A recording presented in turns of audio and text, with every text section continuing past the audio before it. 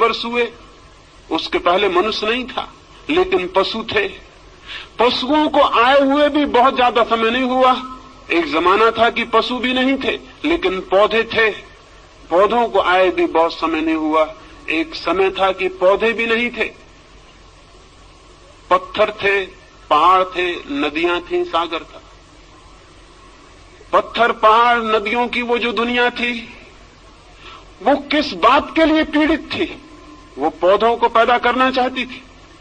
पौधे धीरे धीरे पैदा हुए, जीवन ने एक नया रूप लिया, पृथ्वी हरियाली से भर गई, फूल खिले। लेकिन पौधे भी अपने में तृप्त नहीं थे, वे सतत जीवन को जन्म देते रहे।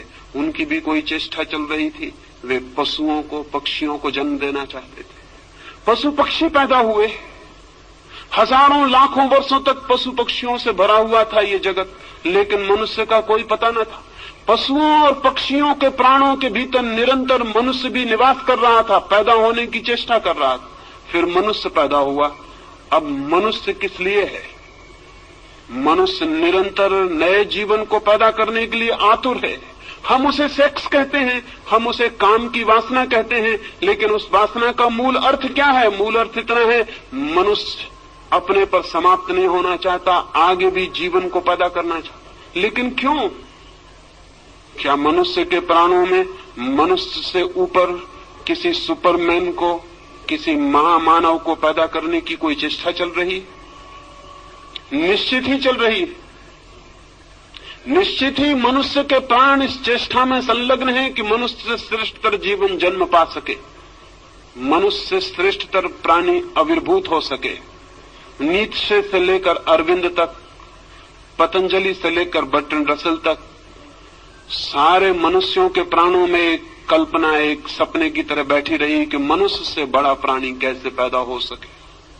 लेकिन मनुष्य से बड़ा प्राणी पैदा कैसे होगा? हमने तो हजारों वर्ष से इस पैदा होने की कामना को ही निंदित कर रखा है। हमने तो सेक्स को सिवाय गाली के आज तक दूसरा कोई सम्मान नहीं दिया। हम तो बात करने में भयभीत होते हैं। हमने तो सेक्स को इस भांति छिपा के रख दिया है जैसे वो है ही नहीं, जैसे उसका जीवन में कोई स्थान नहीं है। जबकि सच्चाई ये है कि उससे ज्यादा महत्वपूर्ण मनुष्य के जीवन में और कुछ भी नहीं, लेकिन उसको छिपाया है, उसको दबाया है। दबाने और छिपाने से मनुष्य सेक्स से मुक्त नहीं हो गया, बल्कि मनुष्य और भी बुरी तरह से सेक्स से ग्रसित हो गया है। दमन उल्टे परिणाम लाया है। शायद आप में से किसी ने एक फ्रेंच वैज्ञानिक कुएं के एक नियम के संबंध में सुना होगा। वो नियम है लॉ ऑफ रिवर्स इफेक्ट। कुएं ने एक नियम इजाद किया है, विपरीत परिणाम का नियम। हम जो करना चाहते हैं हम इस ढंग से कर सकते हैं कि जो हम परिणाम चाहते थे उससे उल्टा परिणाम हो जाए। एक आदमी साइकिल चलाना सीखता है, बड़ा रास्ता है, चौड़ा रास्ता है, एक छोटा सा पत्थर रास्ते के किनारे पड़ा हुआ है। वो साइकिल चलाने वाला घबराता है कि मैं कहीं उस पत्थर से न टकरा जाऊं। अब इतना चौड़ा रास्ता है कि अगर आंख बंद कर भी वो चलाए तो पत्थर से टकराना आसान बात नहीं है। इसके 100 में एक ही मौके हैं कि वो पत्थर से टकराए। इतने चौड़े रास्ते पर कहीं से भी निकल सकता है, लेकिन वो देख के घबराता है कहीं मैं पत्थर से टकरा ना जाऊं। और जैसे ही वो घबराता है मैं पत्थर से न टकरा जाऊं, सारा रास्ता विलीन हो गया, सिर्फ पत्थर ही दिखाई पड़ने लगता है उसको। अब उसकी साइकिल का चाक पत्थर की तरफ मुड़ने लगता है। वो हाथ पैर से घबराता है, उसकी सारी चेतना उस पत्थर को ही देखने लगती है और एक सम्मोहित हिप्नोटाइज्ड आदमी की तरह वो पत्थर की तरफ खींचा जाता है और जाके पत्थर से टकरा जाता है। नया साइकिल सीखने वाला उसी से टकरा जाता है जिससे बचना चाहता है। लैंप पोस्ट से टकरा जाता है, पत्थर से टकरा जाता है। इतना बड़ा रास्ता था कि अगर कोई निशानेबाज ही चलाने की कोशिश करता तो उस पत्थर से टकरा सकता था, लेकिन ये सिक्खड़ आदमी कैसे उस पत्थर से टकरा गया? कुएं कहता है हमारी चेतना का एक नियम है लॉ ऑफ रिवर्स इफेक्ट। हम जिस चीज से बचना चाहते हैं चेतना उसी पर केंद्रित हो जाती है और परिणाम में हम उसी से टकरा जाते हैं। 5000 वर्षों से आदमी सेक्स से बचना चाह रहा है और परिणाम इतना हुआ है कि गली कूचे हर जगह जहां भी आदमी जाता है वहीं सेक्स से टकरा जाता है। लॉ ऑफ रिवर्स इफेक्ट मनुष्य की आत्मा को पकड़े हुए। क्या कभी आपने ये सोचा कि आप चित्त को जहां से बचाना चाहते हैं, चित्त वहीं आकर्षित हो जाता है, वहीं निमंत्रित हो जाता है। जिन लोगों ने मनुष्य को सेक्स के विरोध में समझाया, उन लोगों ने ही मनुष्य को कामुक बनाने का जुम्मा भी अपने ऊपर ले लिया। मनुष्य की अति कामुकता गलत शिक्षाओं का परिणाम है। और आज भी हम भयभीत होते हैं कि सेक्स की बात ना की जाए। क्यों भयभीत होते हैं? भयभीत इसलिए होते हैं कि हमें डर है कि सेक्स के संबंध में बात करने से लोग और कामुक हो जाएंगे। मैं आपको कहना चाहता हूं, ये बिल्कुल ही गलत भ्रम है। ये 100% गलत है। पृथ्वी उसी दिन सेक्स से मुक्त होगी जब हम सेक्स के संबंध में सामान्य स्वस्थ बातचीत करने में समर्थ हो जाएंगे। जब हम सेक्स को पूरी तरह से समझ सकेंगे तो ही हम सेक्स का अतिक्रमण कर सकेंगे। जगत में ब्रह्मचर्य का जन्म हो सकता है, मनुष्य सेक्स के ऊपर उठ सकता है, लेकिन सेक्स को समझकर, सेक्स को पूरी तरह पहचान कर, उस ऊर्जा के पूरे अर्थ, मार्ग, व्यवस्था को जानकर उससे मुक्त हो सकता है। आंखें बंद कर लेने से कोई कभी मुक्त नहीं हो सकता।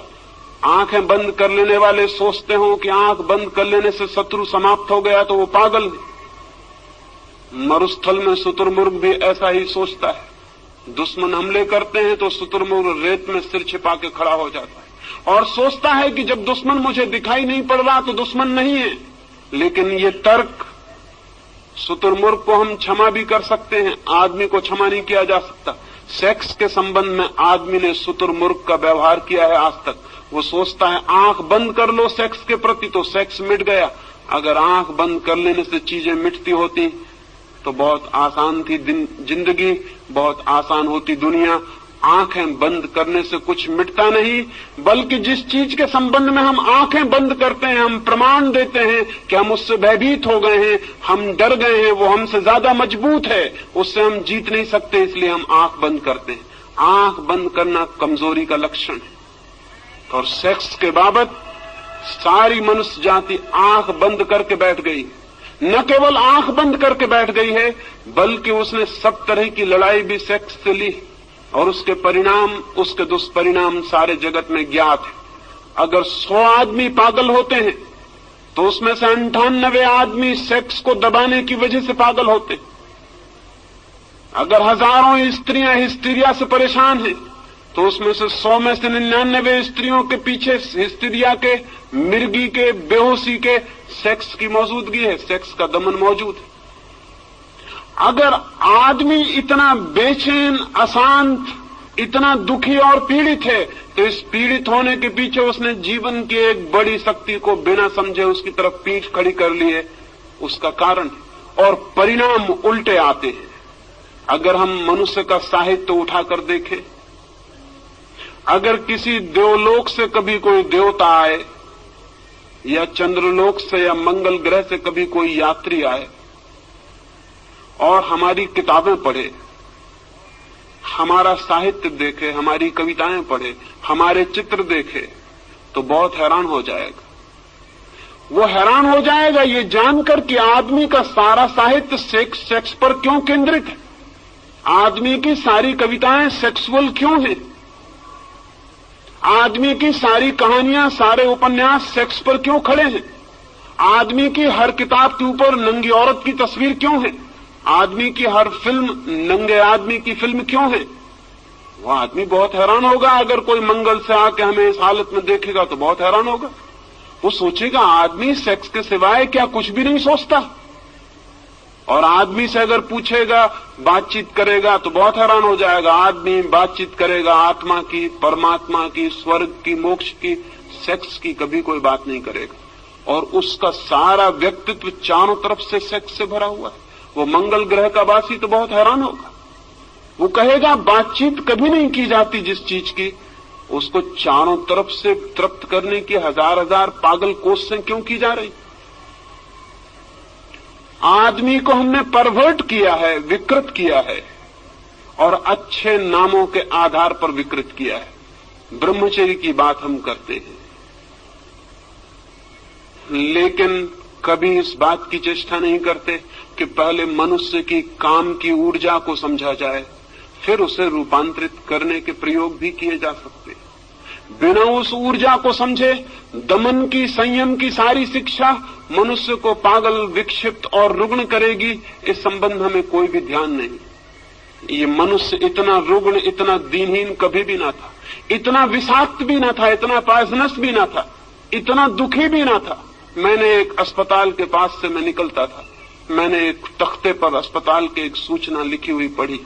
लिखा था उस तख्ते पर, एक आदमी को बिच्छू ने काटा, उसका इलाज किया गया, वो 1 दिन में ठीक होकर घर वापस चला गया है। एक दूसरे आदमी को सांप ने काटा था, उसका 3 दिन में इलाज किया गया, वो स्वस्थ होकर घर वापस लौट गया है। उस पर तीसरी सूचना थी कि एक और आदमी को पागल कुत्ते ने काट लिया था, उसका 10 दिन से इलाज हो रहा है, वो काफी ठीक हो गया है और शीघ्र ही उसके पूरी तरह ठीक हो जाने की उम्मीद है। और उस पर एक चौथी सूचना भी थी कि एक आदमी को एक आदमी ने काट लिया था, उसे कई सप्ताह हो गए, वो बेहोश है और उसके ठीक होने की भी कोई उम्मीद नहीं। मैं बहुत हैरान हुआ, आदमी का काटा हुआ इतना जहरीला हो सकता है? लेकिन अगर हम आदमी की तरफ देखेंगे तो दिखाई पड़ेगा आदमी के भीतर बहुत जहर इकट्ठा हो गया है। और उस जहर के इकट्ठे हो जाने का पहला सूत्र यह है कि हमने आदमी के निसर्ग को, उसकी प्रकृति को स्वीकार नहीं किया, उसकी प्रकृति को दबाने और जबरदस्ती तोड़ने की चेष्टा की। मनुष्य के भीतर जो शक्ति है, उस शक्ति को रूपांतरित करने की, ऊंचा ले जाने की, आकाशगामी बनाने का हमने कोई प्रयास नहीं किया।